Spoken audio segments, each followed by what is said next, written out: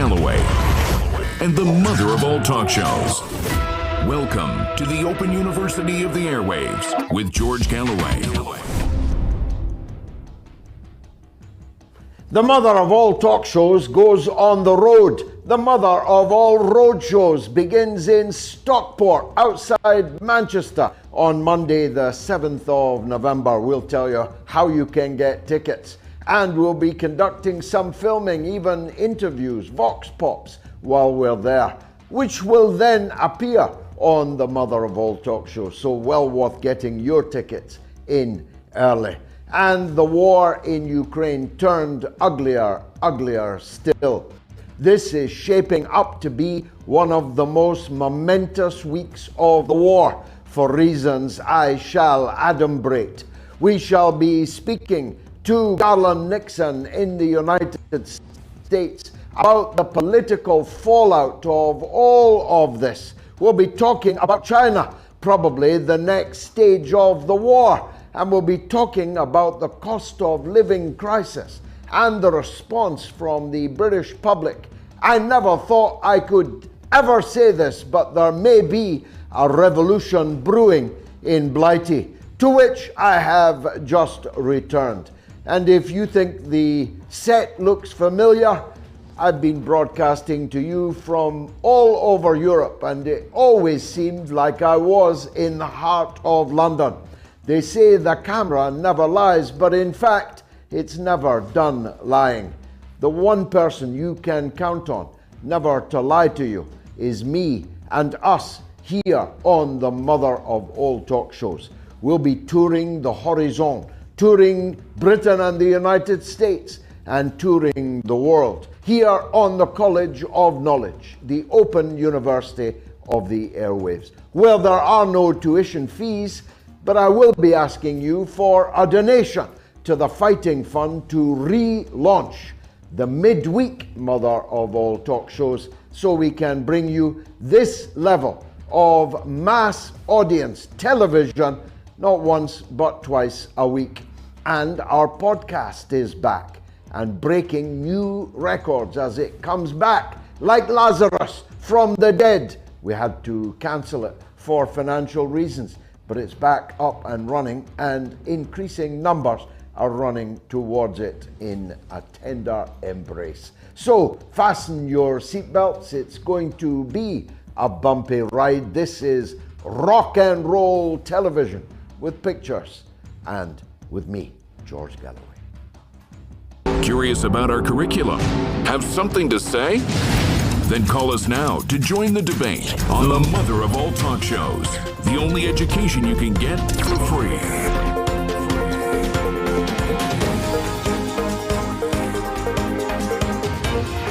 George Galloway, the mother of all talk shows. With George Galloway, the world is our classroom, and you're welcome to sit in and join the seminar. A terrorist murder of a young woman took place in Moscow last night, to scarcely concealed glee amongst the Western commentariat, absolute silence from the Western political leaders, and unadorned, unrestrained singing and dancing from the partisans of the Ukrainian nationalist movement around the world. Many of them otherwise describing themselves as liberals, even progressives, one or two, even socialists. But they are rejoicing in the evisceration, the tearing to pieces of a young woman killed in a car bomb attack in the Russian capital of Moscow, for reasons which I'll now go into. But let me just opine on the wicked, evil double standards of Western correspondents, commentators and politicians when it comes to terrorism. If the Palestinians had blown up the daughter of an Israeli journalist, if the Iranians had blown up the child of a Western politician or an Israeli politician, if Irish dissident terrorists had blown up the daughter of a British political figure from the long and bloodied history, for example, of Britain in Ireland, the entire Western media and commentariat would be up in arms. Retaliation would already be underway. Instead, there is a scarcely concealed and not even very enigmatic smile on the face of Western people and way too many of the Western public at the destruction of the young life of Yugina, of the daughter of the Russian nationalist commentator, philosopher they call him, and television mogul at one time, Alexander Yugin. I'll come to him in a minute because there are some important things you need to know about him. But ponder this. The Western liberal is still in a scarcely simmering spasm of outrage at the attempted murder, not of Salman Rushdie's son or daughter, but of Salman Rushdie himself. Everyone, including me, utterly condemned it, demanded that action be taken, that further marginalization of Iran, for example, must be the result of an individual's attempt to murder Salman Rushdie on a New York stage just a couple of weeks ago, indeed less than that. The spasm had scarcely died down when an actual murder, not of Yugin, but of Yugin's daughter, took place last night to, as I've said, almost unalloyed glee. This is an important lesson that will not have been lost in Russia or in the world. This vividly demonstrates the utter, cynical, immoral, wicked, evil hypocrisy of the West when it comes to the spilling of blood. It is a sick piece of hypocrisy to denounce the attack on Rushdie and welcome the attack on the daughter of Alexander Yugin. And it will not have been missed by those now plotting their revenge. Even if you leave aside the morality of taking pleasure in the murder of a young girl because of the perceived sins of her father, what about the self-interest? Because let me break some bad news to some bad people. This murder will be avenged, and it will be avenged on the equally innocent children of some of you. It will be avenged on the equally innocent daughters and sons of Western politicians, Western philosophers, Western journalists and commentators. Are there no rules left anymore? Have they no decency at all left within them? Or perhaps, as Mr. Gandhi pointed out when asked what he thought of Western civilization, his reply, yes, that would be a good idea, was always the apt and the apposite response. Because this murder of Yugina is not the only sign that the war in Ukraine just took a dramatic turn for the worse. Russian soldiers, by the score, are being rushed to hospital with what appears to be biological or chemical poisoning. Laughingly, the Ukrainian authorities suggested that they had all eaten a bad curry or words to that effect.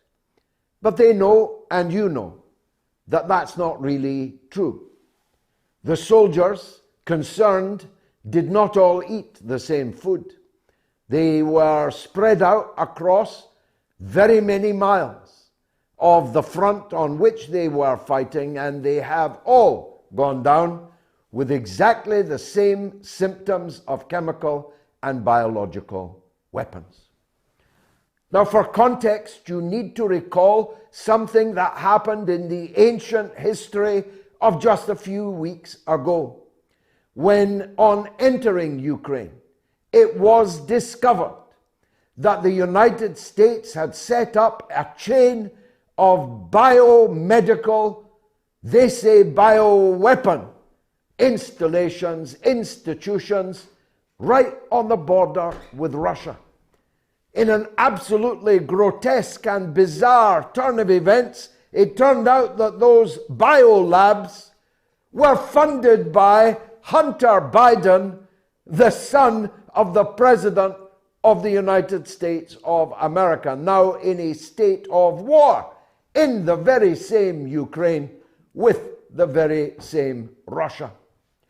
The revelation by Russian media was treated by the usual suspects on the left, amongst the progressives and the liberals and the Guardians and the New York Times, as hyperbole, until Victoria Nuland herself confirmed the existence of these biolabs, 20 of them, seeded throughout Ukrainian territory on the border with Russia, in a country that's been being built up for the last 8 years, longer actually, but 8 years in fifth gear as the vehicle of confrontation of choice between NATO and the Russian Federation. So we've got biolabs, we've got alleged botulism, and we've now got scores of Russian victims of chemical and biological weapons. As I said on the last item about the daughter of Yugin, forget about the morality of that. Forget the wicked, evil people involved in doing that. Forget their wickedness and their evil. What about the self-interest? Because this too will be retaliated against. If the Ukraine with American involvement is using chemical and biological weapons against Russia, Russia will use chemical and biological weapons against us, against Ukrainian forces and against mercenaries from NATO countries, and yes, against NATO personnel, installations, embassies, institutes of all kinds seeded throughout the western part of Ukraine. Are there no rules anymore? Are there no laws anymore? Have they no decency? I ask for a second time. And thirdly, and most portentously of all, despite the idiots, few of them are idiots, most of them are rats in the mainstream media, continuing to report, as if by mistake, that Russia is shelling a nuclear power plant which it has actually occupied with its own forces for the last 3 months. Yet still they report that Russia is shelling a nuclear power plant it controls and occupies. It is becoming clear that the Ukraine intends to shell that nuclear power plant and deliberately create a devastating environmental, human, medical, social catastrophe. A Chernobyl, a new Chernobyl in the heart of Europe, carried out by a regime and its forces owned, bought, paid for, armed, proselytized for by us. We are therefore going to be, this coming week, responsible for a nuclear catastrophe. And we learn from Big Toby, well named, Elwood, the Conservative MP today, that any leak of radiation from that power plant will be treated as an Article 5 of the NATO Charter offense and create a state of war between the North Atlantic Treaty Organization and the Russian Federation. An open invitation to Zelensky and his gang to deliberately create that radiation leak, knowing now that the chairman of the British Parliament's Foreign Affairs Committee has said that any such radiation leak will bring NATO officially, formally, and wholeheartedly into the war. Forget about the rules for a minute. Forget about the laws for a minute. Forget about the morality for a minute. Is there no understanding of what the consequences of this will be? That an all-out war between NATO and Russia means an all-out war between you and Russia and you. Don't imagine for one single minute that that would be a one-sided war. Don't imagine for a single minute that Russia and its allies will not retaliate, all guns blazing and, if necessary, nuclear guns blazing. Have they no sense? Never mind decency. Have they no idea the precipice on which we currently stand? Well, the politicians do as it happens. The military top brass do as it happens. But the public do not. And unless you're watching this show, you don't know any of what I have just said to you. And whilst 1 million people watch this show, that means billions do not. It means that by closing down all alternative voices that they could, by shutting television stations, closing newspapers, putting people out of business, defunding them, deplatforming them, shadow banning them, that the vast majority of the public know nothing of which I have just spoken and to which you have just listened. And here's something else they don't know. It is repeated ad nauseum. I've read it 100 times, maybe 500 times today, that the aforementioned Alexander Dugin is Putin's brain, is Putin's philosopher, is the man operating Vladimir Putin, and that therefore the murder of his daughter is somehow justified because of your obsession with Putin. I'm going to break you some news that virtually nobody in the West knows. Dugin has never met or spoken to Putin ever in his life.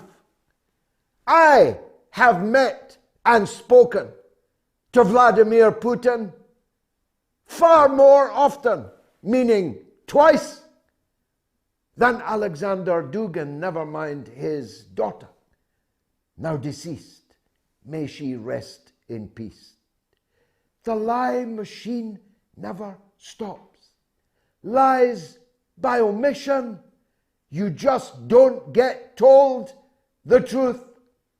Lies by commission, by the deliberate inflation of the role of Dugin so that you can justify his murder or, as it's turned out, the murder of his daughter. So I hate to say this, as a father myself and as an absolute opponent of terrorism, any terrorism, all places, anytime, you better lock up your sons and your daughters, because the revenge for Dugina will be swift and will be terrible.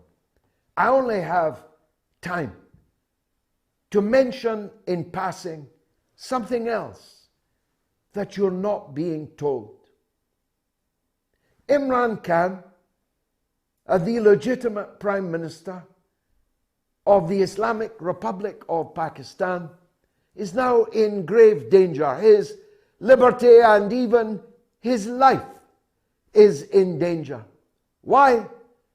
Because having been brought down in a US regime change operation, an imported government of wanted criminals placed in his stead in power in Pakistan, he has refused to go quietly into that good night. His supporters have teamed in their tens of millions onto the streets of Pakistan and demanded his reinstatement through immediate, free and fair general elections, which everybody knows he would win in a landslide. Dr. Shabazz Gill, a professor from the University of Illinois in the United States, and the right-hand man of Imran Khan, is currently being tortured in a Pakistani dungeon. He's on a stretcher, being tortured for being the right-hand man of Imran Khan. And reports are circulating this very evening that the rightful and legitimate Prime Minister of Pakistan is facing imminent arrest. Now, I have lived through this movie before, several times, in fact, in my long involvement with Pakistan going back to the 1970s, and the judicial murder of the martyr Zulfikar Ali Bhutto on the gallows of the Western-supported dictator General Zia-ul-Haq. I saw what they did to Mr. Bhutto. I campaigned for his life. It broke my heart when he dangled like strange fruit at the end of a rope erected by the hangman Zia-ul-Haq.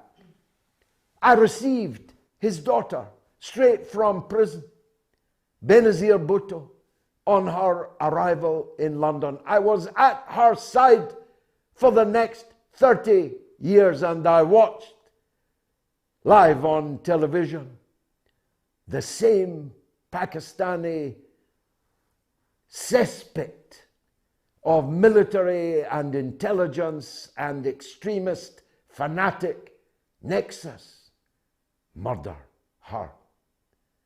I'm not going to watch the murder of Imran Khan quietly.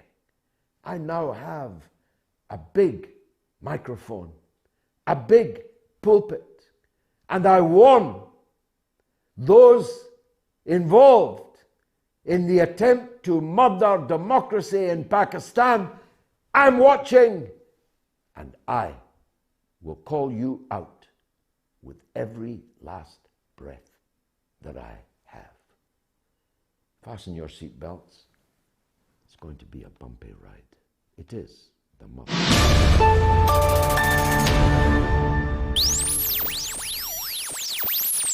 Talk TV, it was years in the making. It hired, I've no doubt, at a salary in the millions, Piers Morgan as its frontman. It has completely flopped, like all of the sofa politics television in Britain. Far too many of them singing exactly the same song, interviewing exactly the same people, taking exactly the same line on every matter, from domestic to international. The reason that our numbers are exponentially larger than a multi-million pound operation run out of Rupert Murdoch Towers. We are different, but we are free to speak our minds. Nobody tells us what to think or what to say. That goes for me, it goes for my far more interesting guests. Amongst English-speaking people around the world, this show is completely unique. But it's an endangered species. Some people have been incredibly kind and generous, giving far more than we ask for. So if you are, and you know who you are, amongst those who've given really generously, then please take a holiday. Don't keep giving. Because I'm after that big audience, and I'm asking you only for $1. Is this show not worth $1? You don't have to buy a license fee and get sent to jail if you don't, to watch the mother of all talk shows. I'm asking for $1 or £1 if you are in Britain, or €1 if you are in Ireland or elsewhere in the European Union. George Galloway and the mother of all talk shows. Join us at the College of Knowledge, where there are no tuition fees. Now, you may well want to respond to the things that I have said. Here are the phone numbers. If you're in the United States or Canada, it is +1 844 944 3344. If you're in the United Kingdom, it is 08081 965522. And I need to explain something for those ringing from anywhere else in the world. Say New Zealand, as someone who contacted us today wanted to do. You need to add 0044 to the UK number, but then remove the first zero. So if you're anywhere else in the world, it would be 0044 8081 965522. I know that there will be many people wanting to get on the show tonight, and there's limited time. So let me just tell you that we have a poll running on my Twitter, on my Telegram, and on my YouTube channel, which is going great guns. Thousands of people have already voted. It asks the basic question, are we heading for a general strike? And overwhelmingly on all three platforms, people think that we are.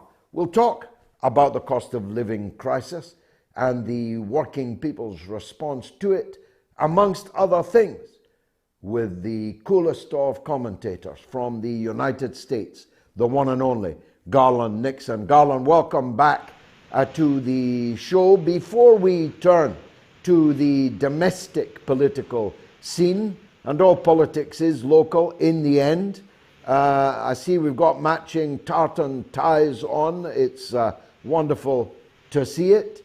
The international situation could scarcely be more grave this evening.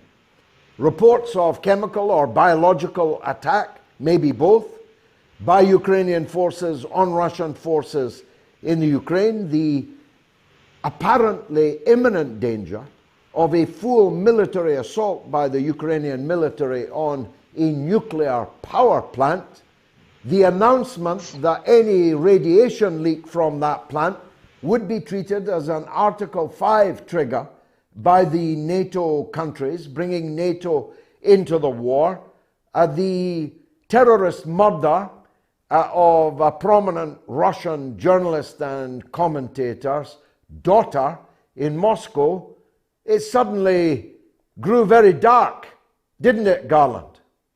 Yes, and I think I think we could have predicted that this would be a very difficult August and September simply because it's getting very obvious at this point that the Ukraine military operation is kind of reaching a crescendo in the Donbass area, that very shortly, probably within weeks, it will be clear that this thing is over in the Donbass area, that the Russians have taken the major part of Ukraine, that they have, effectively broken the Ukrainian military, which creates a level of desperation, particularly with the Ukrainian leadership. Also, the incidents that recently happened and the rise of tensions in the Pacific, I think, also create an air of desperation in the Ukrainian leadership, feeling that the tension there may cause the focus to leave Ukraine. So I think it could be predicted that in this time period we're in, within this month and a half time period,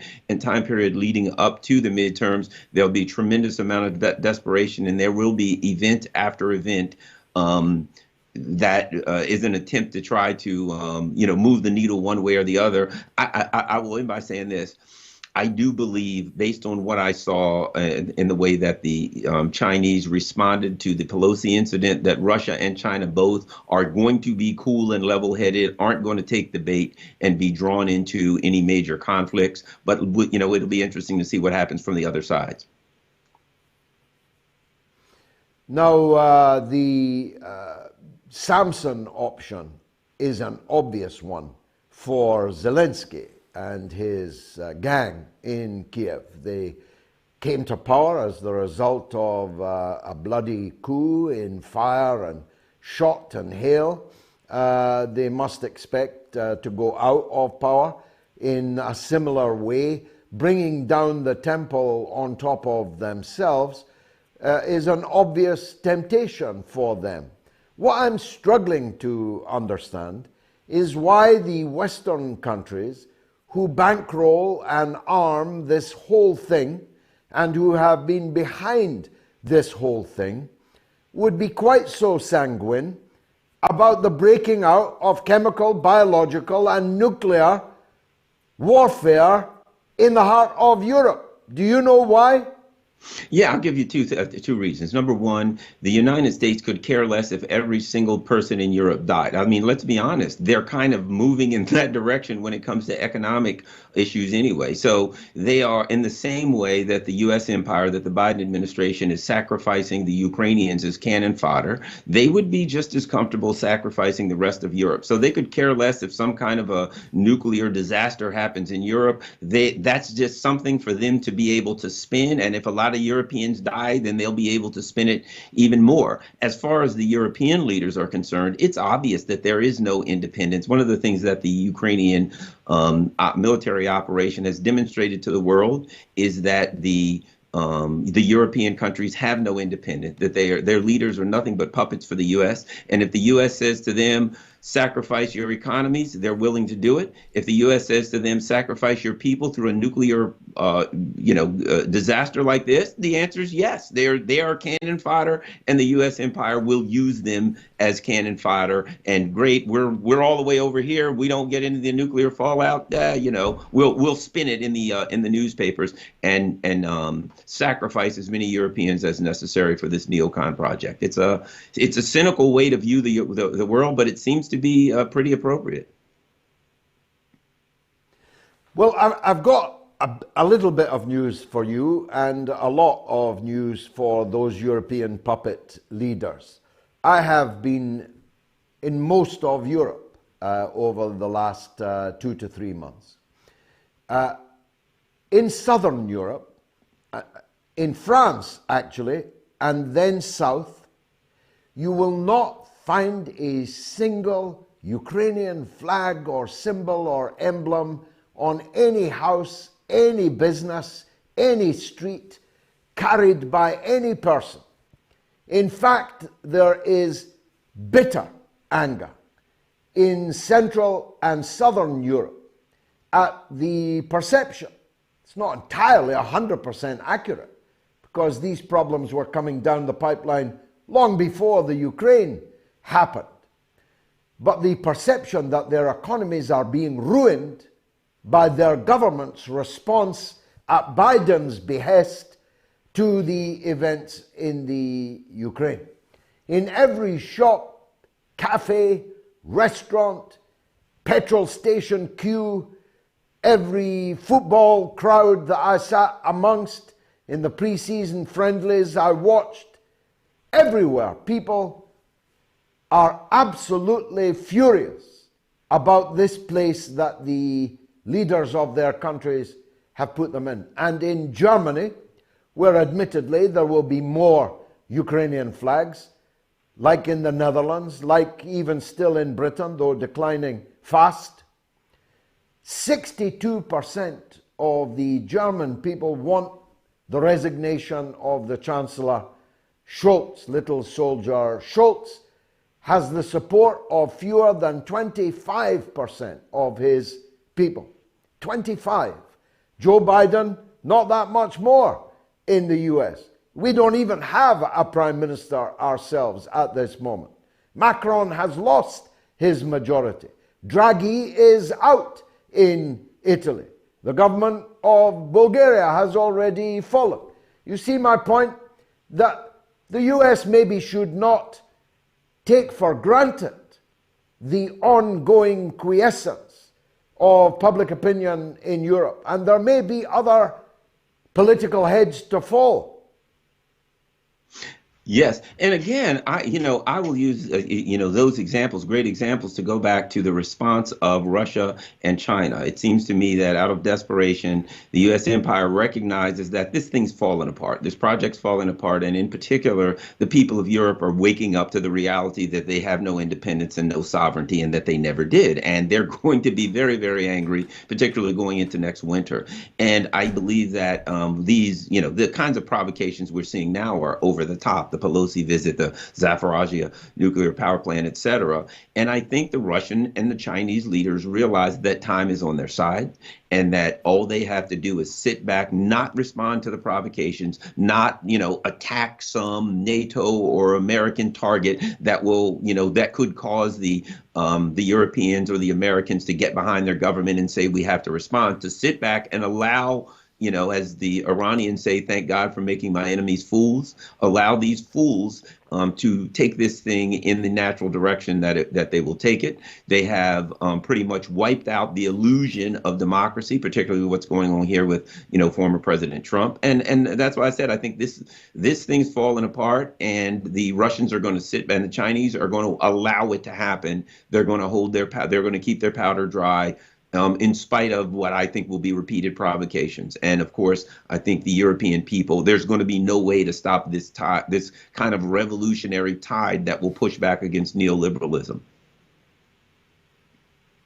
Well, speaking of fools, we have seen the back of the wisest fool in Christendom, Boris Johnson. He'll be replaced with an equally foolish, indeed, I'm sorry to put it this way, as bluntly as this, a stupid woman by the name of Liz Truss. She's Boris Johnson without the laughs, without any class, without the Latin. She is going to be a major step down, intellectually speaking, from Boris Johnson. You've got Joe Biden that you wouldn't send out to buy a loaf, and his only real challenger is Donald Trump. How's that going? They're deliberately trying to criminalize Trump precisely because they know that he would defeat Joe Biden, and Kamala Harris even more convincingly. Don't you think? Oh, absolutely. And what's going on here is they are desperate to recognizing that the Democratic Party and that the neoliberal leadership in the United States has so decoupled from the American people that they can't possibly get any support politically, electorally. Instead, they decided to go in the other direction and try to take Trump down. But let's keep in mind something about elections, particularly presidential elections. The Constitution sets the sole standards for who can run and who can't run. In 1920, I believe it was, Eugene Debs, who was imprisoned for pushing back against World War I. But at any rate, he ran for president from prison. So the idea that they can charge, they're looking for anything that they can charge Trump with. Hopefully they'll get a conviction and then they can stop him from running. Well, history tells us that I would imagine that the precedent of Debs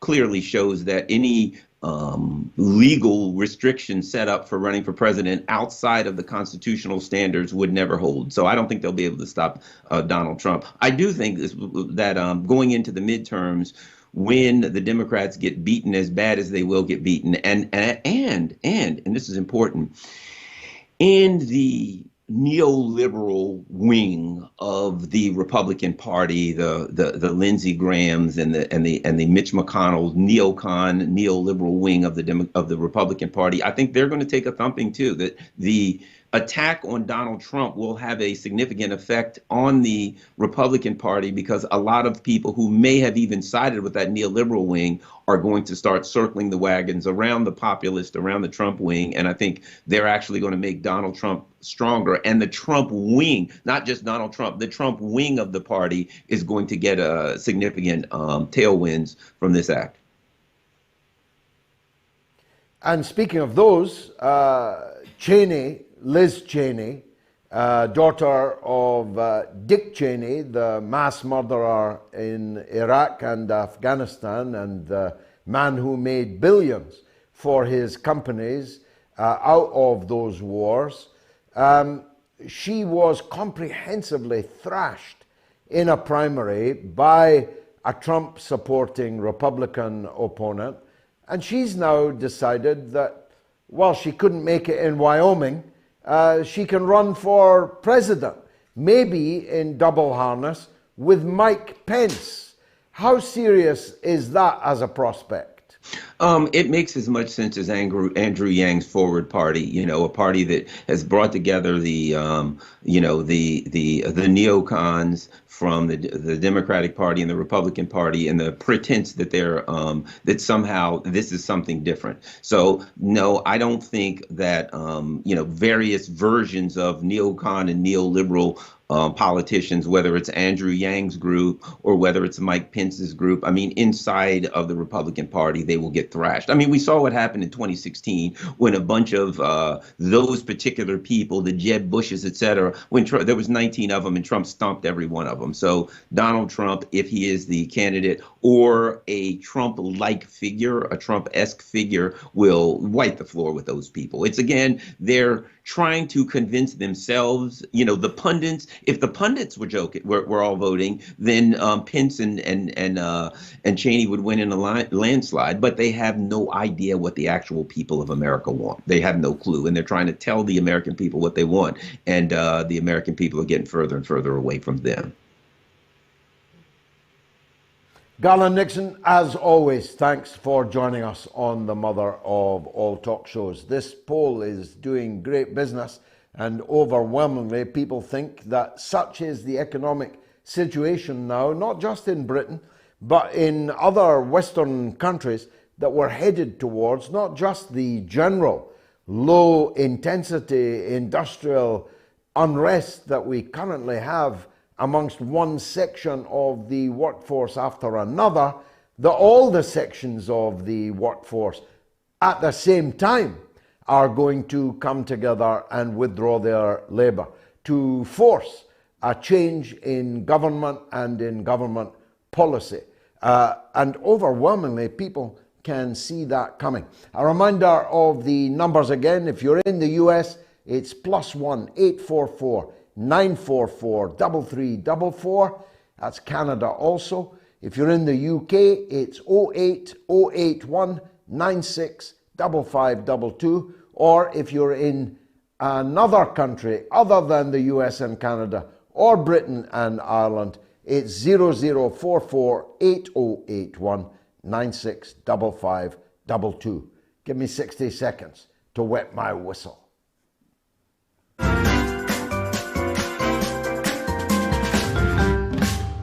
And it's a very, thank you for, I'm a big fan of your show, Gigi. Great debate, great. And I'm Scottish. I'm very passionate about what's happening there, I had a great mom. She was Scottish, Mary MacLeod. She taught me well. She taught me well at everything, including golf.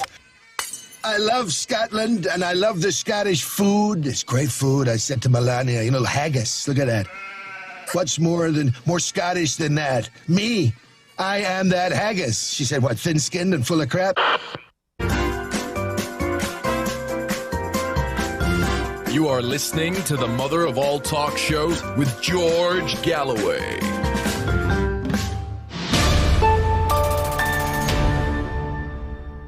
That's still my favorite sting, that one. I can almost see Donald Trump saying it. Now, our next guest is Angelo Giuliano. He's an Italian who spent the last 27 years in China. He is a substantial political and financial analyst. I think this is the first time that we've met. So let me just say, Mr. Giuliano, a very big welcome to the mother of all talk shows. First of all, give us some background. How did an Italian end up in China 27 years ago? Well, George, adventure. I already predicted the rise of China. It was emerging. I had learned that in '79, Deng Xiaoping said he had this policy of opening up and reform of China. And he started from a small village, Shenzhen.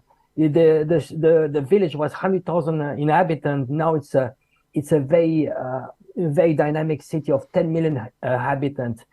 So I foresaw that, and my decision was to leave my cocoon. I was working in the banking industry in Switzerland, and I wanted adventure. So I went to Taiwan, and I lived in Taiwan 18 months, and I learned Chinese. I started learning Chinese. So it's been 27 years. I've seen the changes, all the major changes from Taiwan side to the mainland side. It was just amazing. I came to China. I had different phases. At the beginning, you know nothing. Then after 1 year, you think you know something. After 27 years, you become humble.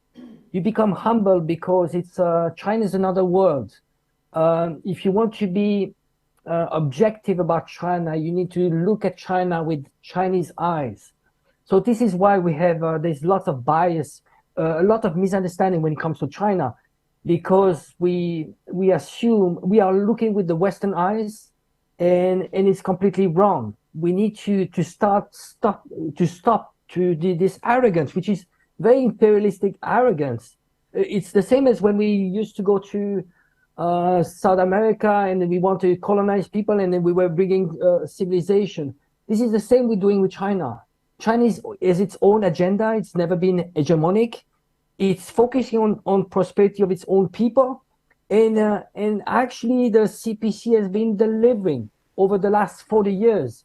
We have 800 million people that were lifted out of poverty, and through the 27 years, I saw the changes. It is just amazing. It's just amazing. I saw, I used to go to villages, in small villages, they were walking bare feet. I'm talking about very, very small villages. Their dreams was to have electricity, to have, just basic stuff. Now you go back to China. Your first experience when you land in Shanghai, in Pudong Airport, will be like an extremely modern airport. You will take a fast train of 400 kilometers per hour to the center. And you will see the most modern city. So you see, my frustration now is, why am I coming out and speaking out? Is because there are lots of self-proclaimed experts out there, and they're picturing something about China which is completely wrong. And I think we need to pay attention to this critical moment. It's this, what we call the Thucydides trap, where you have this emerging power, which is not hegemonic. If people were to learn about Chinese history, China has never been hegemonic.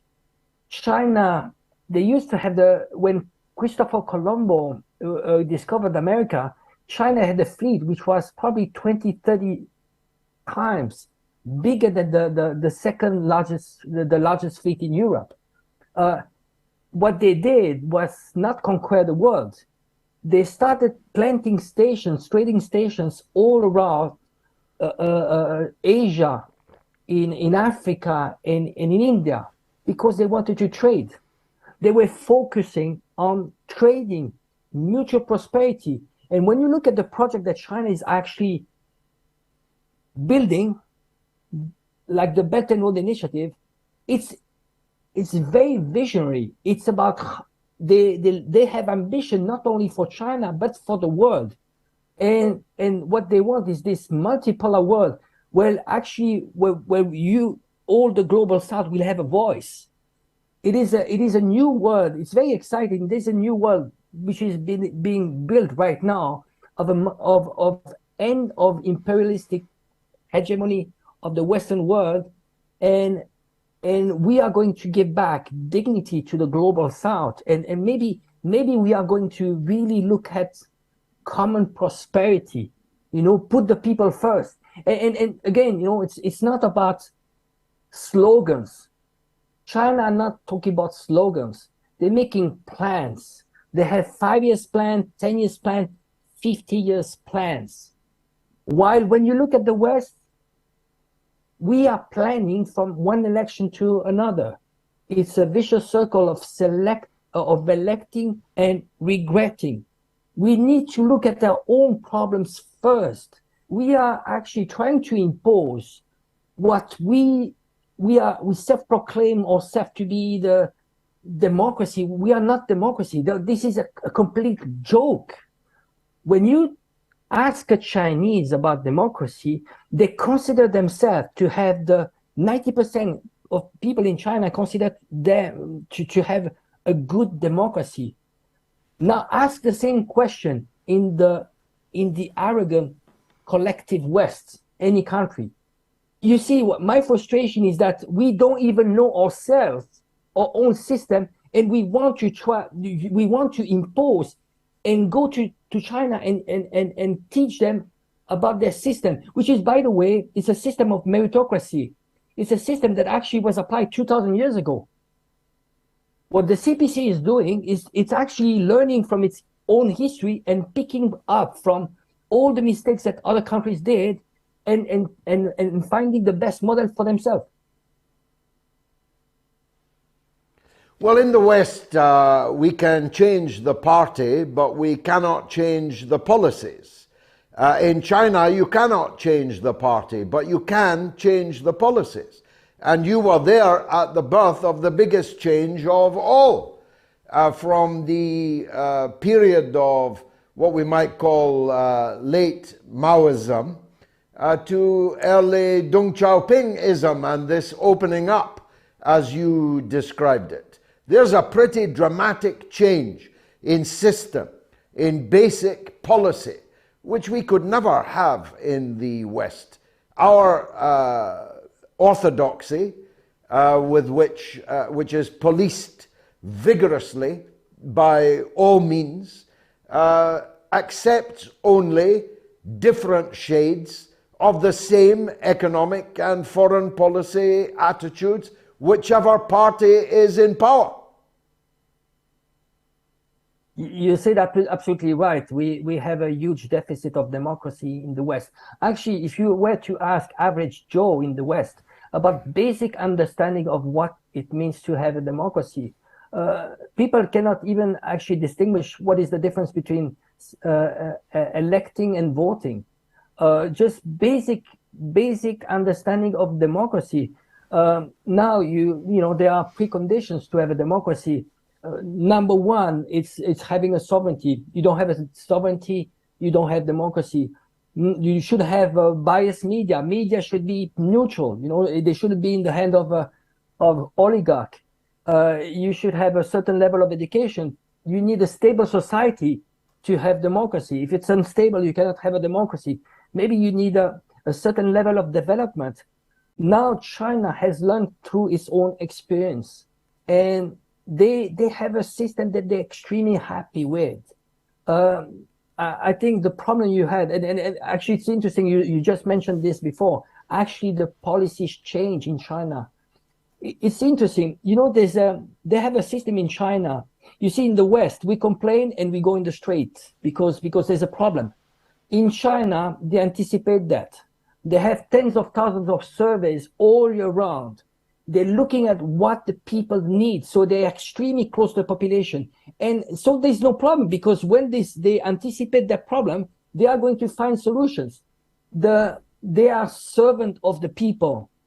You see, the same as policemen. You would never see a policeman beating a person in the street, because they're there to serve you. Why would they beat you if they're supposed to serve you? But those are small differences.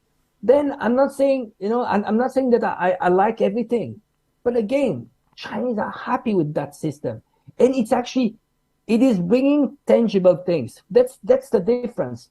You see, in the West, we are selling freedom and democracy. I mean, as if we could eat freedom and democracy. China, they're very pragmatic. They look at progress in societies in terms of longevity. Is this system bringing me universal health care? Am I going to live longer? Do I have access to food, education, tangible stuff? In the West, you can die in the streets, you are homeless, but then it's okay. You have the right to vote for two people that we selected on the first place. Because you see, those candidates that we won't vote for in the West, they were selected before that. And they're not obeying to who votes for them, they obey to who is funding them. I used to say the kind of things that you just said 50 years ago. But here's the point. Maybe you've been away too long. It's not just that you can't eat freedom and democracy. It's that the very freedom that we used to sing about is being taken away from us piece by piece, sometimes large piece by piece. So the things that we used to be our shtick, we have freedom of speech, we have freedom of assembly and protest and freedom to write and say what we like. All of these things are being taken away from us, Angelo. The fact is, I'll end up, at the moment I'm speaking to you on all platforms, but there's no guarantee that 6 weeks from now, I'll not be speaking to you only on Telegram. The right to speak, the right to hear alternative points of view is being comprehensively removed from our people in Western countries, your former country and mine. No, absolutely. I just wish that people were to learn at least history. You see, they cherish democracy, and what they mentioned the French Revolution. Do people know about the French Revolution? The people that actually went into the street, they went not because of democracy. They went into the street because they wanted bread. It was the price of bread that was too high. And ultimately, they were pawns. They were used by the bourgeoisie, the coming rich, the new elites, because they wanted to share the power with the king, take away the power from the king. So you see, basic understanding of history, people just don't have it. They have an understanding that actually comes from Hollywood, So my frustration is all those, because I have a first experience in attempt of color revolution, especially I was in Hong Kong in 2019. I've seen people coming in the streets, manipulated. They were financed by National Endowment for Democracy. They were like, they wanted freedom, democracy, and so on. And it's just a manipulation. You see, we have idealized all democracies, which are actually a system to divide, to better control people. The more you give the impression to people that there are two camps that are antagonizing each other, the more you give them the illusion of democracy.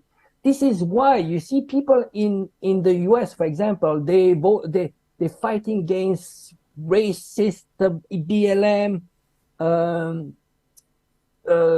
abortion, societal things. easy to divide people. But at the end of the day, it's just a system of control, because ultimately, you know what? Is it going to change anything if it's Democrats or Republicans? Those people are laughing. They're laughing because they see two sides fighting each other, and they're laughing. And what the US is applying internally, they're applying to Taiwan. They're applying that to Ukraine. You see, they are fighting Russia to the last Ukrainian. If not enough, they are going to fight Russia to the last European. What are they going to do in Taiwan? They're going to fight China to the last Taiwanese. If not enough, to the last Japanese. And ultimately, it's going to be a containment, actually. So this is a divide and conquer. And what saddens me is that people just don't learn from history. Again, if they were to learn just the World War II, if people were just to learn about World War II, how did it happen? How Hitler came to power? Who did finance Hitler at the beginning? Who transferred the technology for him to have that army, so powerful army? Who was that? People don't remember that 20,000 people in Madison Square, they had Nazi symbols, and they were pro-Hitler. The US before World War II first of all, was anti-communist. We propped up Hitler. And then when Hitler was about to win, we started financing land and lease agreement with USSR. You see, this is a repeating history. We're making again the same mistake, and we're being fooled. And they're applying. What are they applying now with Ukraine? The same. Land lease agreement. What are they going to apply to Taiwan? Same. And ultimately, the US, what did they do? World War II. They came in the war at the end when everything was over. They didn't suffer the war. World War II was all Europe destroyed, Asia destroyed, and the US came up with 75% of world GDP. They had over 50% of gold reserves after World War II. You see, they're hoping to replicate what they did in World War II. And ultimately, what they do after the war, you come in and you do nice movies, and you're going to brainwash people for 50, 60 years. We were the one that liberated the world from Nazis. It is not true. Russia did it. Russia did it. And again, what frustrates me now more than ever is that we are funding Nazis in Ukraine against the people that actually saved us from Nazis. It's disgusting. I wish I didn't have to do what I'm doing now, because it's not making my life better. And I know, and I have huge respect. You are an inspiration, George. But I don't, I wish I had a normal life. It frustrates me. I'm doing this, coming to your show, because journalists are not doing their job. And because I'm inspired by what you do, George. If you weren't there, who would do that?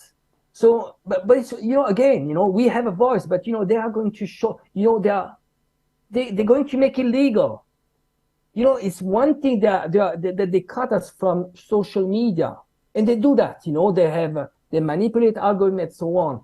But ultimately, very soon, they are going to put us in jail for that. Yeah, well, Julian Assange is already, of course, in jail. The criminals have made it a crime to report on the crimes they commit. That's the Alice in Wonderland that we are now in. Just in saying goodnight to you, let me recall my late and great friend, the best prime minister we never had, the late Mr. Anthony Wedgwood Benn, once asked the legendary Chinese foreign minister Zhou Enlai in the 1970s what he thought the lasting impact of the French Revolution had been. And Zhou Enlai took a long drag on his cigarette and answered, "It's far too early to say." So China plays a long game. Angelo, thank you very much indeed. A delight to meet you and have you on the mother of all talk shows. Thanks for joining us. It's the mother of all talk shows, all right. Tom in Bournemouth donated £7 and asked for me to mention Julian Assange, and I just did by some kismet. Tom, thank you very much indeed. Zook Zookski, as always, donated £5. £5 Zook gives every single week. And Dino Pantelaukas gives $9.99 every week. His weekly contribution to the Fighting Fund from New York. Dino, God bless you, always. Sailing Prepper gives $2. Big love. Love your show. Keep it up. I will, as long as God gives me breath. Otto Calva gives his usual 30 Norwegian crown. Thank you. One day I'm going to find out what a crown is worth, Otto, but whatever it's worth, I thank you for it. Kamran Jawed sends £1. Don't be embarrassed sending £1 or $1. If all of you sent £1, $1, we'd have the Wednesday show up and running on October the 12th with its funding guaranteed for a year, whether we get a sponsor or not. So please, and Dante's Inferno gives 20 Swedish crowns. Now, is a Swedish crown the same as a Norwegian crown? Is one more valuable than the other? They're both equally valuable to me. And Harry McLegs gives $10 and says, thanks for keeping the channels open in the most sinister of times. So if you're watching on YouTube, just go to the super chat mechanism and click any amount, any denomination, even if it's £1, $1. Please do that if you're on YouTube right now, before the end of the show. If you're not watching on YouTube, go to our website, moats.tv, and go to the donate button there and give. It'll be calls all the way to the end after this short break.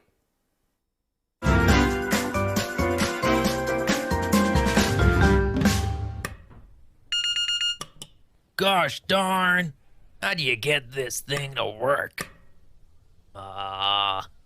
Is it that one? Is it this one here?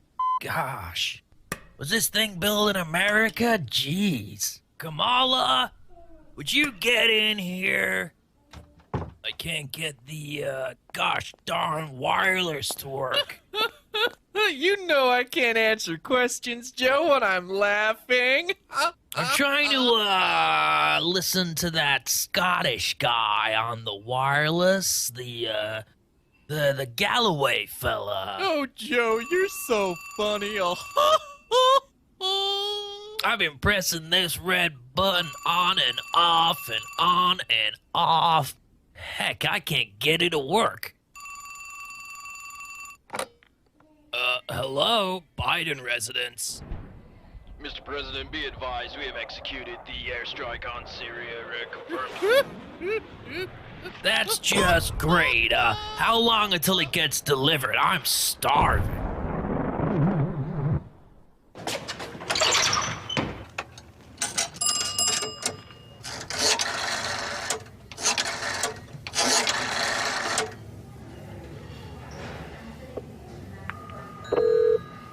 Let's take a call.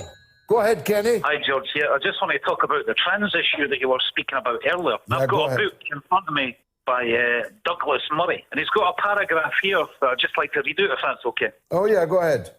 Okay. I was standing on the corner at a quarter. All right, I'll get him off. He's a nutter. He's a nutter. In the UK, it's 08081 965 522, and in the US, it's +1 844 944 3344.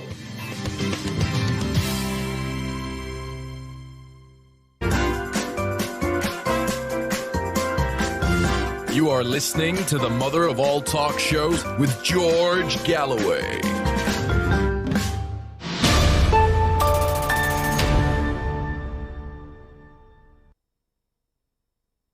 Beijing, and we'll be going to Moscow shortly with the one and only Donald Corty. But let's take some calls up until then. Stephen is in Oxfordshire on the Dugan Daughter. Go ahead, Stephen. First of all, George, I've always been a great admirer of your oratory, and I quite often look at the YouTube debate between you and Christopher Hitchens, who was moderated by Amy. You remember? That was a good one, yeah. The grapple in the apple. Yeah. The greatest a metamorphosis from a butterfly into a slug. Was that correct? Yeah, that's right. It's one of my better ones. Yeah, anyway. I said that Hitchens was the only recorded example of reverse metamorphosis from a butterfly back into a slug. Correct. Anyway, what I want to talk about, I'm not talking about the Daily Mail, the Express, the Telegraph, or the London Times, owned by tax dodgers, nom-doms and all that. What I want to talk about is the publicly funded BBC. Do BBC journalists get paid more to lie than tell the truth? Because if you dare tell the truth on CNN, you get sacked, like Ed Schultz, Donahue, and a few more. My father fought the Nazis in the Second World War, and now the Western world are funding them. And who won the Second World War? Not the Russians did. What do you got to say about that, George? Well, I couldn't put it better, Stephen.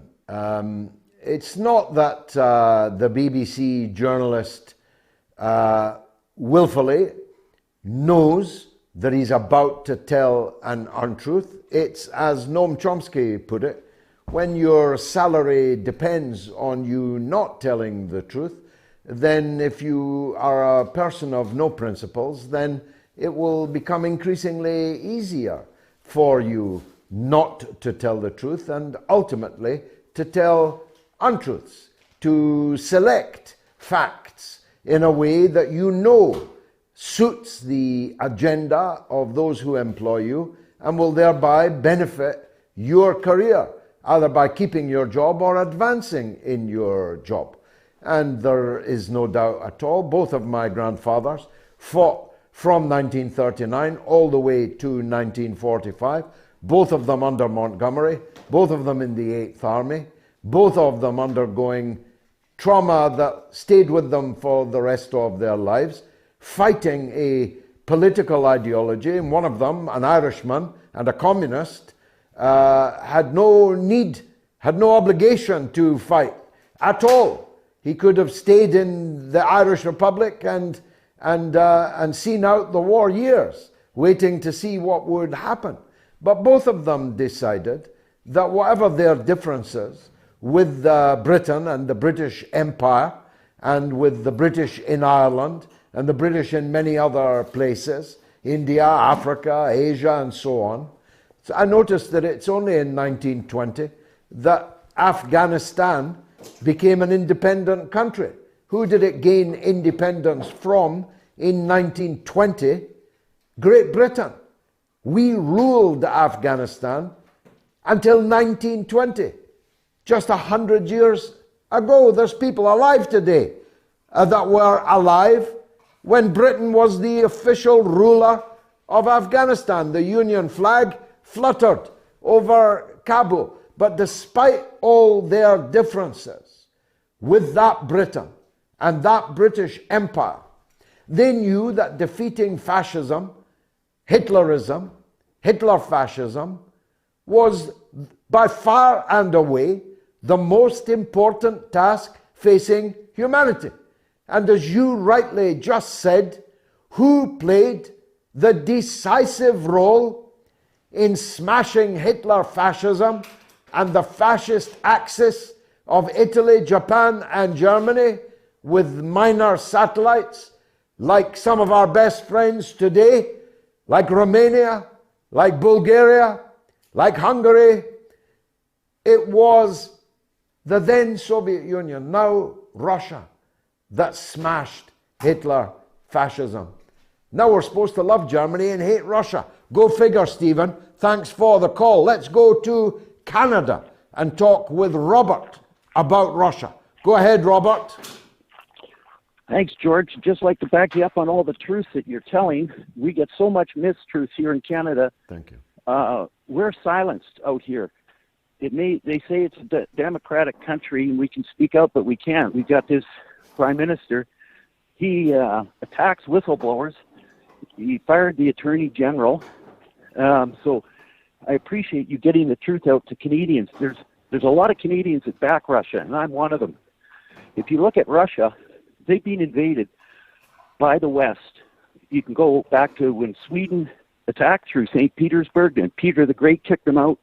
Then you got the English going in and botching up Crimea. Then the English suck hole up to the French, and they go in with Napoleon. And then, of course, you got the two German World Wars. So now we've got the new one coming in. Now, the English can't fight by themselves. What they have to do is they con people and they lie through the press.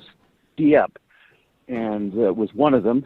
New Zealand and Australia, they were slaughtered also because they had to do all the dirty work. So what I feel so bad about is these good Ukrainians are being tricked to do America's dirty work and make money for the U.S. and U.K. and French war machine. And this will continue. Well, I think that's very powerful, Robert. Let me just tell you that only the day before yesterday, I visited the Canadian war graves in France, where the fallen in huge numbers, proportionately huge numbers, of Canadian soldiers who gave their lives on European soil. I have the greatest of respect for your country. I have toured it north, south, east, and west. I've even spoken at a public rally in the Arctic Circle in Yellowknife in your country. I love Canada and Canadians, but I despise your Prime Minister with a vengeance that it is difficult for me to quite fathom. His hypocrisy is writ with a gigantic H. It is the biggest hypocrisy of them all. And I'm reminded of Oscar Wilde's famous riposte. The more they talked of their honor, the faster I counted the spoons.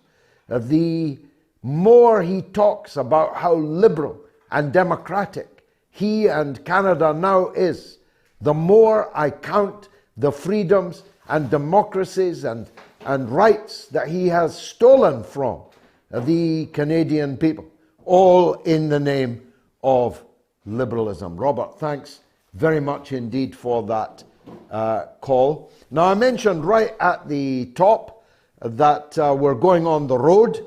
The premiere of the mother of all road shows is on November the 7th. You can celebrate Guy Fawkes Day or regret it, as I myself do, on the 5th of November, but the fireworks, the real fireworks, will be at the Garrick Theatre in Stockport on the 7th of November. There's the flyer for it. You can get tickets from ticketsource.co.uk/Moats. Tickets are going well. It only seats 151 people. We'll be filming at the event. We'll do a package from the event on the subsequent Moats show on the Sunday. So 7th of November, come and hear me. 45 minutes of me, 45 minutes of you. Q&A. It'll be a whale of a time. Get your tickets. If you're anywhere near the northwest of England, get your tickets now. Mike in South Carolina, always worth hearing. Go ahead, Mike. How are you? All right, George. I'm doing well. I hope you're doing well, and it's really great to talk to you again. I wanted to talk to you about Go ahead. Yeah, okay. I want to talk to you about the segment you did with Garland Nixon, but before I actually get into that, I would like to tell you that I think that Angelo did an excellent job with your reporting about what's happening with China, and you're getting this perspective from a person who has seen this from both sides. And he's been there for 20-something years now, and so he knows. You know what I'm saying? He understands that. Garland... I thought he was an absolutely outstanding guest. One of the best guests we've had. You're absolutely right. He was a very, very good guest, and he laid out for you very well that the future for China, which is ascendant now, is not a future of hegemony. It's a future of cooperation, and that is what is absolutely necessary. Instead of wasting their time and money building bases like we have 1,000 bases in 100 countries, hegemonic, control of everything.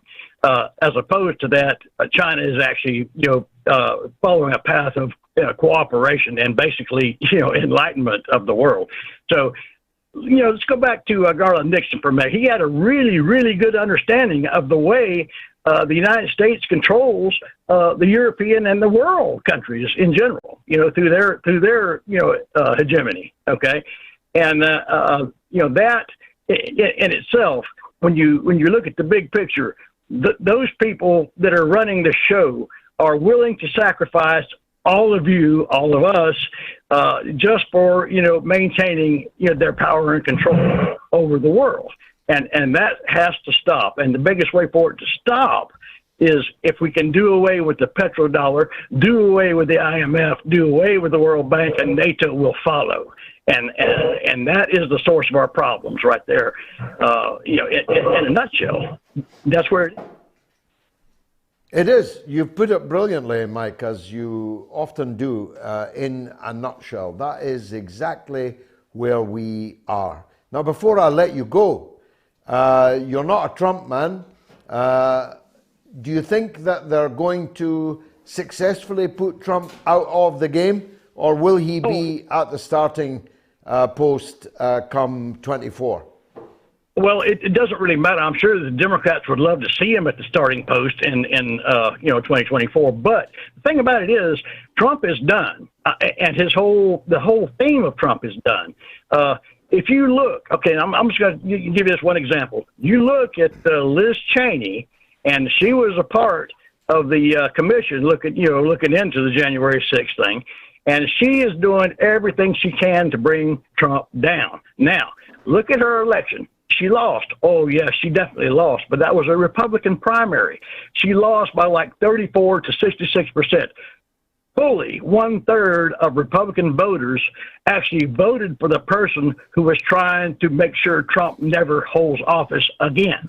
1/3 of Republican voters voted, for her, knowing that she stands for him not ever holding office again. Now, that's just the Republicans. The last election that we had here that put Biden in office saw Biden elected with more votes than any candidate has ever gotten for president before. Now, Trump got more than he got the first time, but he lost, because people don't want Donald Trump. They voted against him. It wasn't because they wanted Joe Biden. I hated Joe Biden. I would love to have seen Bernie Sanders or somebody else, but they cheated him out of it. So now you're looking at the situation where if he runs again, are those people going to vote for him now after he's been impeached twice and run the January 6th coup? That's not going to happen. Trump is done. I'm telling you, Trump is done here. Very interesting point of view, as always. Mike in South Carolina, thanks for making it. Now, people are donating big time now on the Super Chat. Robert P. gives £5 and says, Ukraine is losing Western attention and this war. They have nothing left to lose. The left will lose. Stop the killing now. Thanks, Robert. And Edward Turner gives $20. The globalists will not let anything stop their megalomaniac project. Thanks for your intellect and energy. Thank you, Edward. Zukski, I said earlier, gave his weekly £5. Amazing. In other words, we, the taxpayer, are paying for the Ukraine situation. NATO is the target. That's us in the UK. We are paying for our own demise. He double donated this week, by the way, in order to make that point. My good friend, Ms. Teresa Kelly in the United States, gives her usual $10. Coming up after a short break now is the one and only Donald Courter from Moscow. Stay tuned.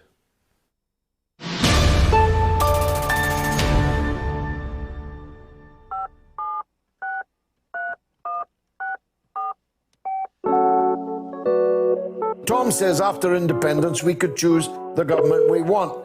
Tom, could you not have called me and argued that nonsense? Couldn't you? What's wrong with you, man? And Ben says, could Scotland actually do better autonomously?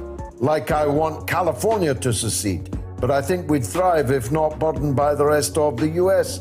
How very revealing of you, Ben. How utterly revealing of you.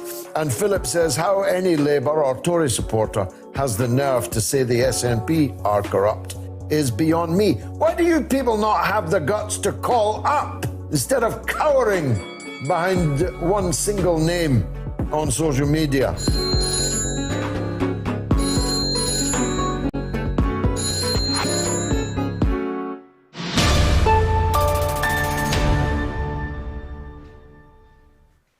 Now we've had an Italian in China. How about an American with a Scottish name in Moscow, in Russia? It's always important to walk a mile in the other fellow's shoes and to know what it's like out there in the countries that have become a kind of nether world, behind a curtain, behind which we're never allowed to see and from which we are no longer allowed to hear. Let's hear from one of the brightest American journalists and correspondents of them all, Donald Courter. Donald, thanks for joining us. A very horrific terrorist attack in Moscow last evening. You may have heard my opening remarks about it, but whether you did or didn't, what is the likely impact of this crime? I want to thank you for having me on your show again. And the first thing I want to say about this is that the victim was actually a personal friend of mine, Daria Dugina. We were in the same sort of anti-imperialist political circles in Moscow. So when I woke up this morning to hear that she was killed, it was really tragic for me, I have to say. The investigative committee did determine that that a bomb was put under the driver's side of that car, which is why she was killed. They said that, you know, it was the explosion was so bad that the body was burnt beyond recognition. And a lot of people are saying that because this was this vehicle was actually owned by her father, Alexander Dugin, the idea that a lot of people have is that it was actually intended to kill him, but just by chance that she got behind the wheel that night. So yeah, basically the investigative committee has determined that, you know, someone put a bomb under it. As to who actually did that, I think it's pretty clear that Ukrainians did it. I mean, pro-Kiev Ukrainians, but nothing's been confirmed yet. So.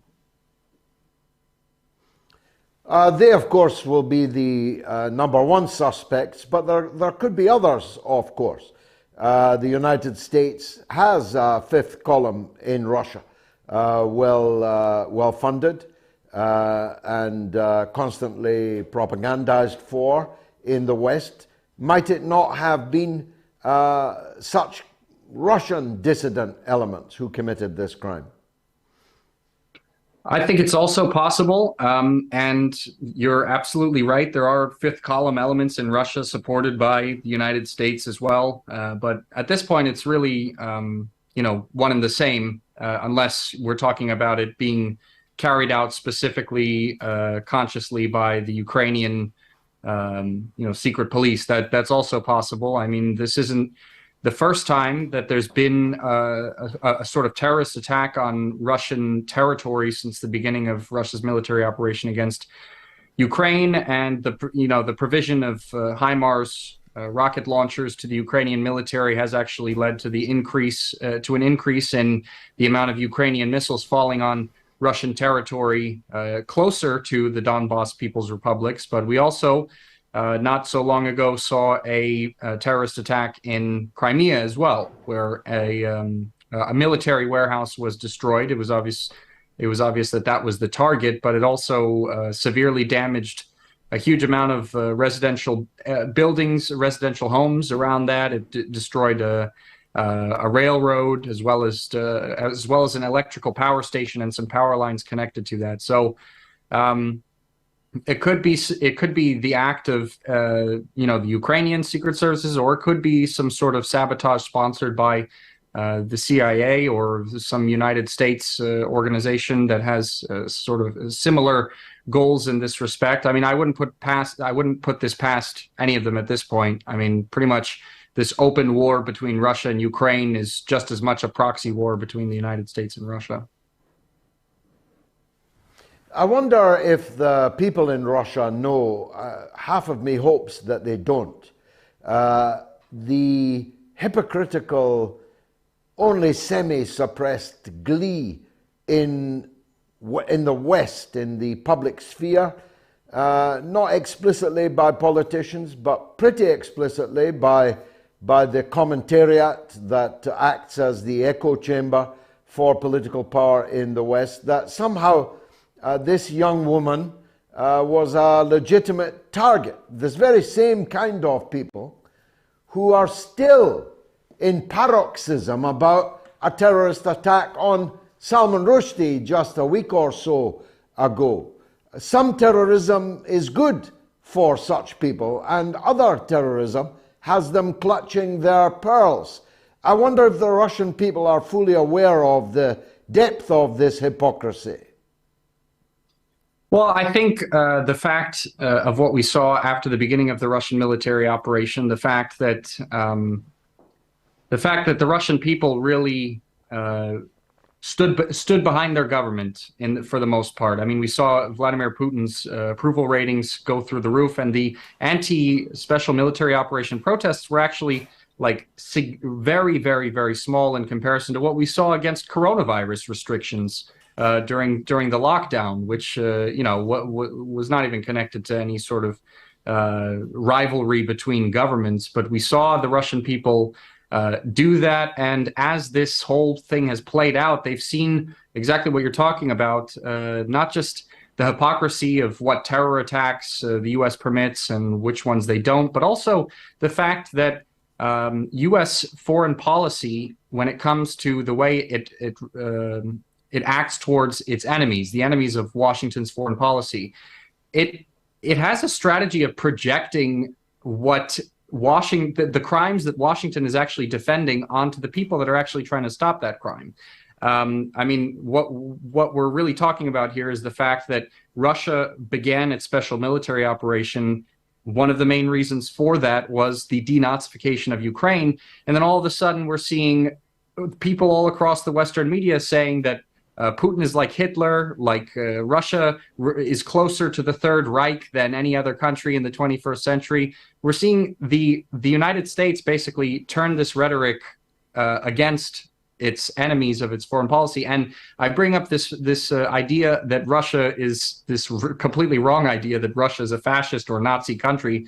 I bring this up because one of the main justifications for this hatred, specifically against Alexander Dugin and his daughter, was the accusation that they were fascists, that they were neo-Nazis, which is just not true at all. I mean, as someone who was personal friends with Daria Dugina, I know for a fact that that's not the case. I mean, their Eurasianist ideas are not the same as neo-Nazi ideas, but people who watch the Western media all the time, they don't want to hear that, and they are just so easily put onto this bandwagon that listens to this information without questioning to such a strong degree that they can justify in their heads killing innocent people. Now, apparently, I wasn't myself invited, there was an anti-fascist conference in Moscow today. Are you able to tell us anything about that? Actually, I wasn't invited either. I expected it to be sort of more open, but I read a little bit about it. And I remember hearing in the news about the fact that Russia's defense minister, Sergei Shoigu, said a while ago that they were going to organize something like this. But this kind of looks like more of an official event. I think a lot of defense officials from anti-imperialist countries and like the third world are in attendance and things. Officials from countries that really see the rise of fascism on an international scale as something that's actually a problem. Because remember, Russia is constantly putting these proposals through the United Nations for basically a blanket condemnation of Nazi ideology and the glorification of fascism. And basically the only two countries that consistently say no to this every single year is Ukraine and the United States. There are a lot of abstentions from Western countries, but the vast majority of countries in the world continue to support this. And because the U.S. can just veto it, it doesn't go through. So it was more of a closed meeting, I would say, but this is actually coming just recently. Either that, after or you and I are just not anti-fascist enough, Donald.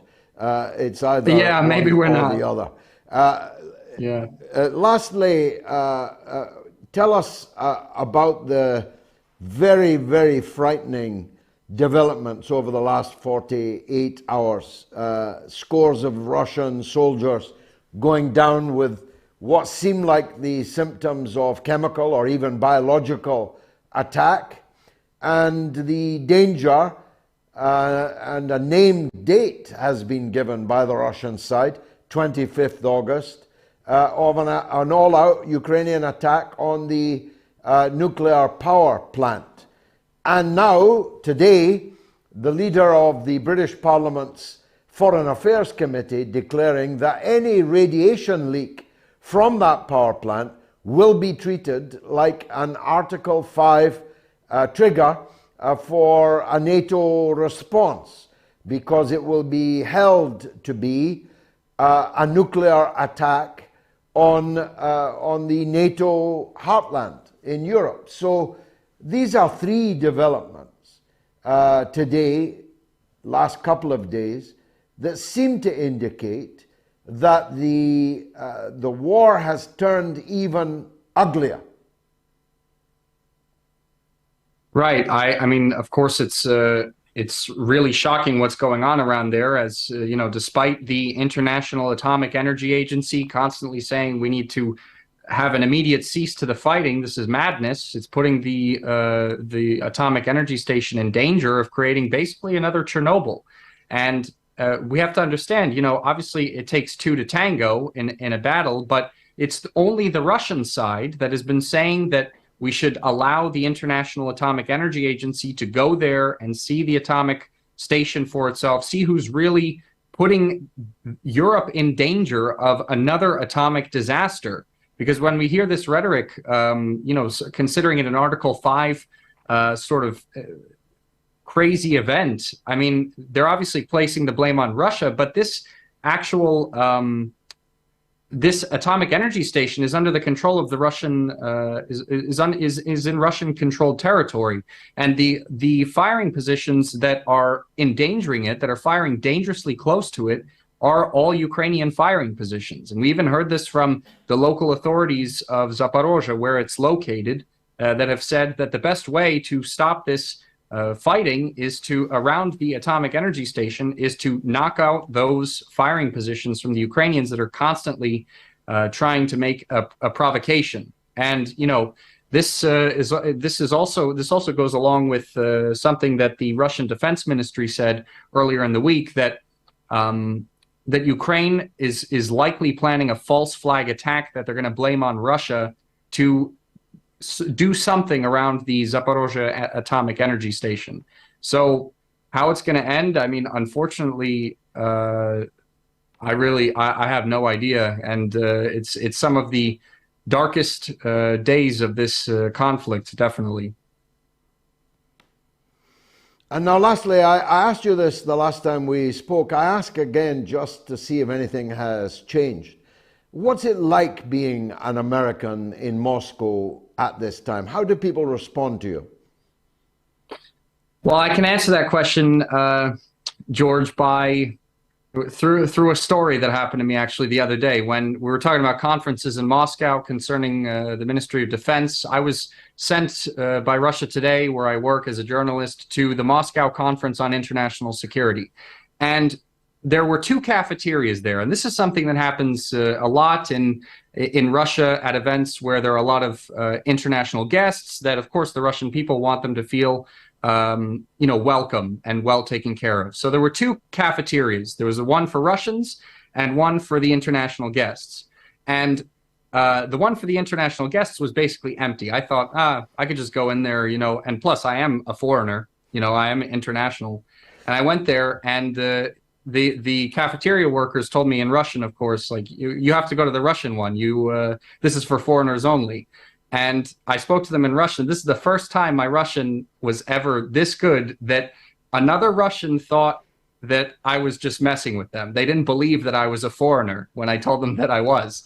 And they were like, "Oh, go to the Russian cafeteria. We have to make sure that the foreigners can use this cafeteria." So basically, my point is that while Russians are getting banned in the West, they're under threat of attack, that embassies are being vandalized. Here in Russia, none of that's going on. I mean, still the kind of situations that we saw even before the special military operation, where foreigners are treated like gold because Russians want to make a good impression. That stuff is still relevant here. So,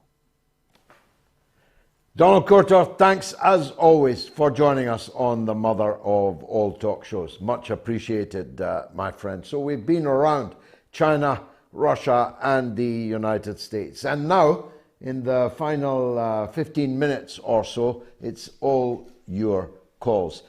Cooler King 74 gives $4, says hello from Kentucky. Thank you very much. Stanley Park gives Canadian dollars $13.99. Much appreciated. Let me see what else. Khalid, it's going too fast for me. I can't see them. It's spinning fast too quickly. Can we go back to Stanley Park and go down one at a time? Budweiser gives 17.99 dirham from the United Arab Emirates. I'm much appreciative of that. ANJ 2099 gives £2. I much appreciate that too. Khalid Yahya Al Siraji gives Canadian dollars $2 and says, "Thank you, George, for telling the truth." Thank you, Khalid. And Paul Hanson in Neath in Wales gives £5. Keep going, George. We need your insight and honesty. Thank you, Paul. CPP gives $9.99 and says Jackson Hinkle is a right-wing simp. I read that out just for the $9.99. Actually, Jackson Hinkle is a friend of mine and a very outstanding young American. Perhaps because he looks like an all-American boy. You don't like him so much. But for me, his message is all the more powerful because he looks and sounds like a young all-American boy. You'll always be my friend, but I'll bank your $9 anyway. George in Greece is on the line, wants to talk about Ukraine and Russia. Go ahead, George. Good evening, George. Can you hear me all right? All clear. Thank you. Go ahead. Okay, so a couple of things very fast. So what we're looking at now in Ukraine has been really in planning since before the fall of the Berlin Wall. Okay? So the KGB never ceased existing, and it gave it turned into the modern Russian Secret Service, the FSB, and many others. And what we're looking at right now in Ukraine has been in the planning since before the fall of the Berlin Wall. One thing, there is this Russian philosopher that back in the 90s wrote a book called The Russian Geopolitics, that called for the total annihilation of the West, especially the United States, specifically culturally and geopolitically, by all means available, covert and overt. So, do you know the name of this philosopher? I think you're about to tell me it was Dugin, are you? Yes, absolutely. It was Alexander Dugin. This specific book of his has never been translated into English. So now, what we're looking at right now in Ukraine is exactly this. Russia does not want this conflict to end. That's why they have not advanced into Kiev. That's why they have not entirely occupied the totality of Ukraine by this moment right now. So they could have done this very easily. They're only using 10% of their resources, human resources and artillery resources so far in this conflict. They could have taken Ukraine like months before, but they have not done this. They want this to go on forever so they can justify the ongoing existing sanctions that have been imposed upon Russia, and Russia is feeling obligated to respond by cutting off gas supply, cutting off wheat, cutting off fertilizers, cutting off everything from Europe and the rest of the West. So the total economic destruction of the West is an ongoing project, and the military situation is not going to end because sanctions on Russia are needed in order for Russia to justify counter-sanctions, sanctions, and totally destroy Western economies. So that's part. Well, look, George, that's all Greek to me, if you'll forgive the pun. But this is a free space for every point of view, and I'm grateful that you called from Greece in order to make it. Richard is in Wales on the same subject of the car bombing. Go ahead, Richard. Hi, George. Best wishes, my friend. Yes, I was travelling in my car today, and I was listening to the radio and heard BBC Radio 4 giving a report on the subject. Now, I don't know if my ears tricked me, but one of the people giving the report expressed the incident as accidents, as in this accident and previous accidents have happened. And I thought, what? Have I just misheard that? Now, I've tried to go back on a BBC iPlayer and try and find the news report. I couldn't. I tried to phone the customer services and see if I could make a complaint, get them to check it. Couldn't get through because of the hours of the day. Unbelievable if this is the case. What do you think? Well, it's sadly too believable, Richard. Their attitude to even individual terrorist groups is completely hypocritical. Opposing Al-Qaeda and ISIS on the streets of Paris and London and at the Berlin Christmas market, whilst backing Al-Qaeda and ISIS as long as they do their killing in Syria, in Damascus, opposing the terrorist attack on Salman Rushdie, but supporting implicitly or even explicitly, if you look at Twitter, the terrorist attack that killed that young woman in Moscow yesterday. Their attitude to the blood of Yemenis, of Syrians, of Afghans, of Palestinians, of Libyans, their absolute equanimity with which they view horrific disasters visited on some people in the world,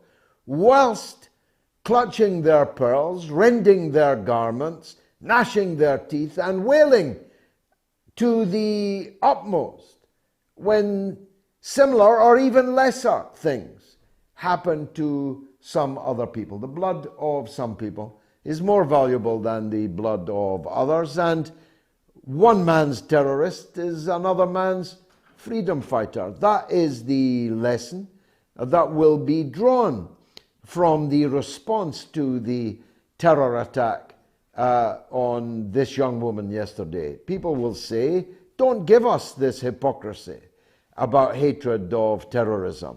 Terrorism being the use of violence and terror for political purposes.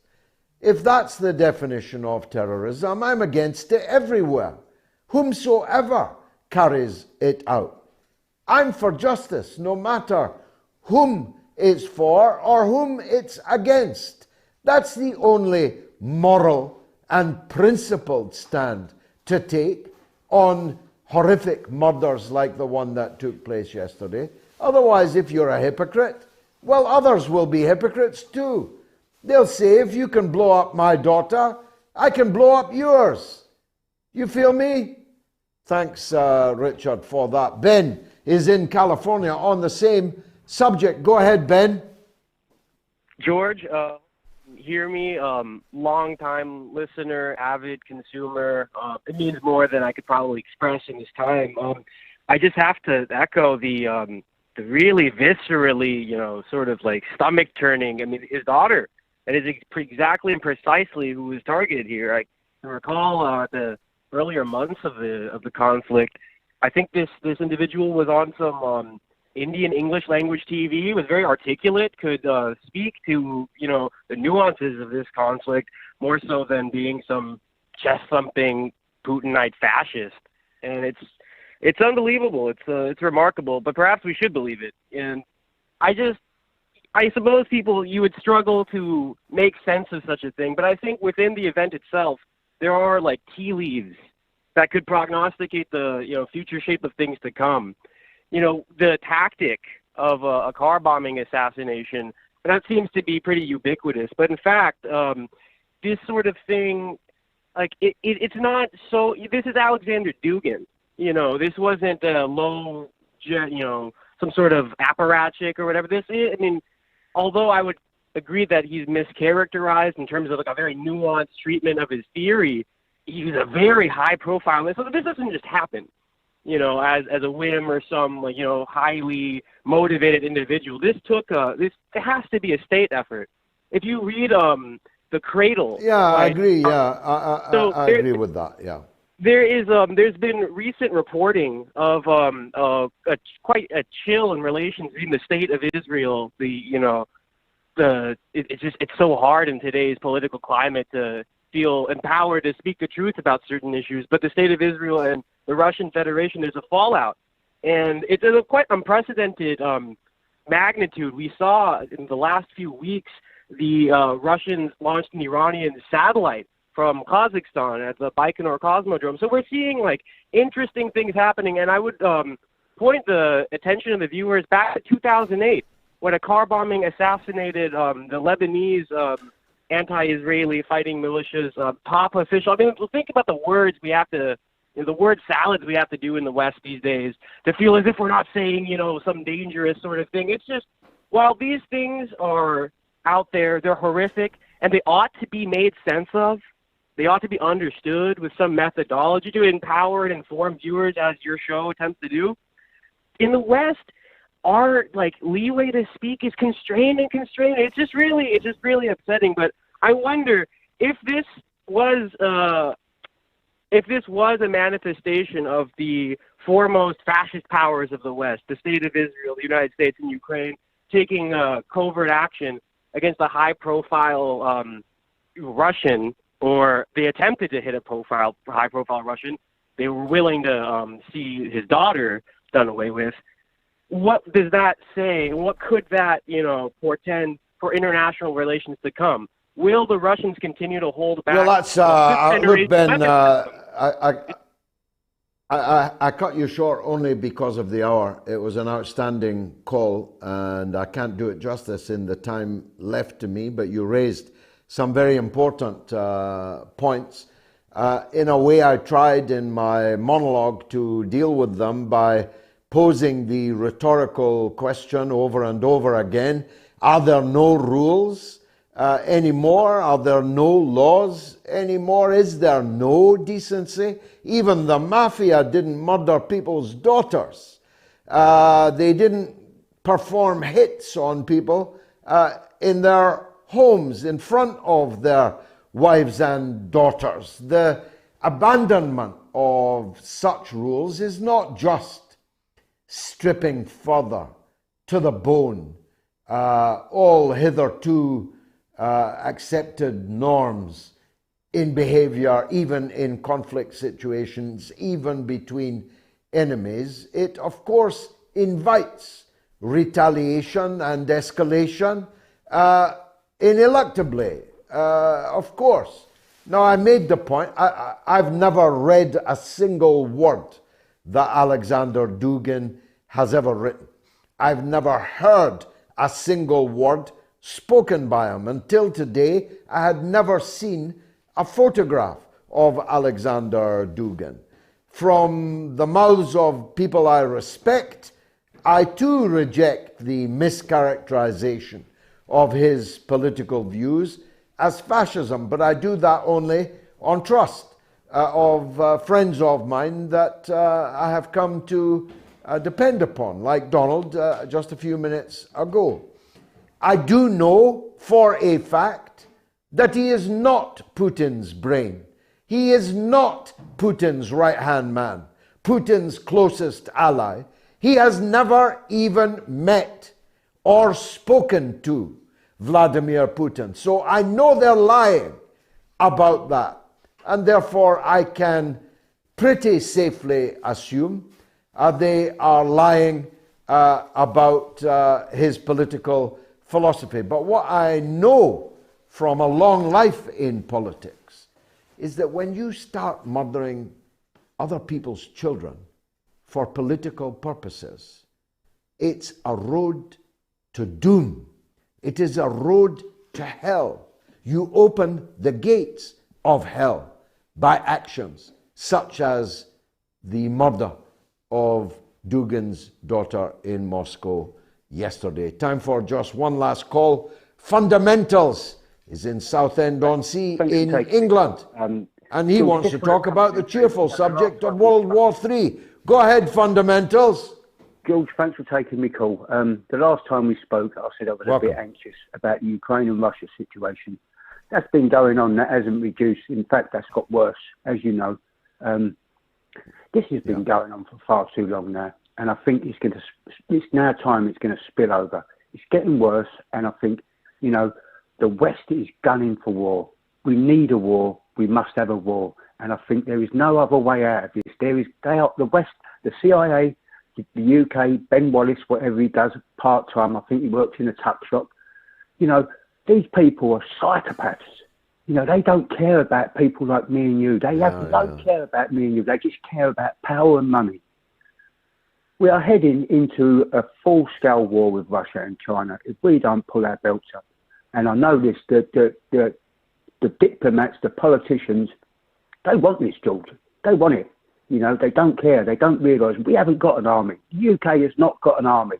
It's pathetic what we've got. And what we're, Ben Wallace at NATO this week, he was, you know, mouthing off, saying, oh yeah, we're going to support Ukraine with more this, more that. There was no talk of supporting Ukraine in diplomacy. There was no talk of offering a peace deal. Let's get down to the table. Let's have a negotiation, see where we can meet. You've got Zelensky there, the war criminal, the most dangerous man in Ukraine and in the world at the moment.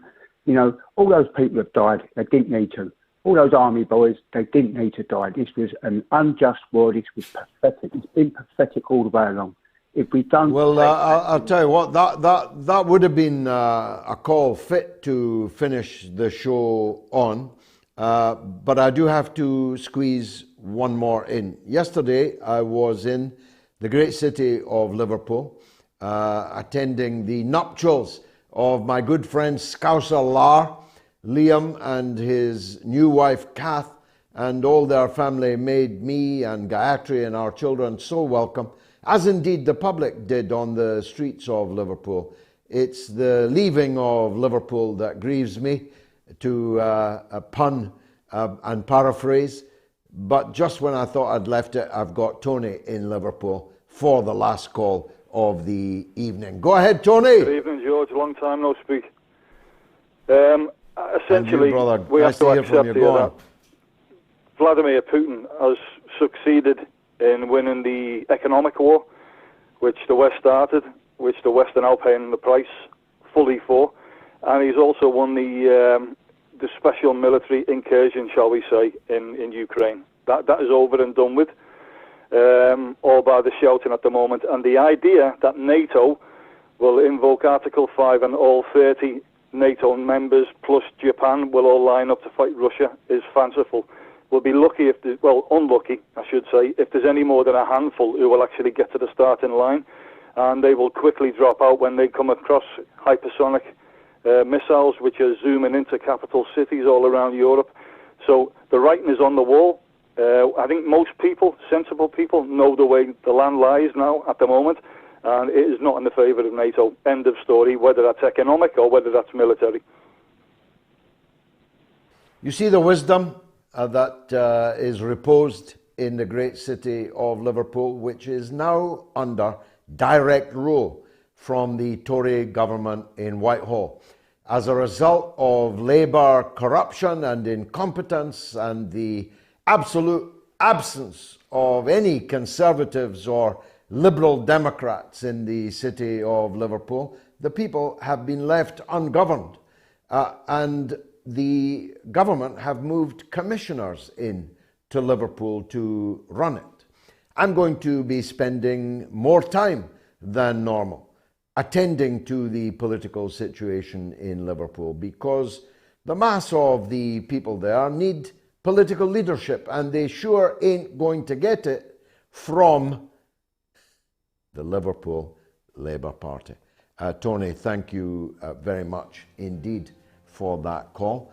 And remember, the first ever Moats Roadshow is on Monday, the 7th of November in Stockport. It is marvellous for me to be back. I hope it is for you. I'll see you on Wednesday for the Galloway Show at 10 p.m. on YouTube. Good night.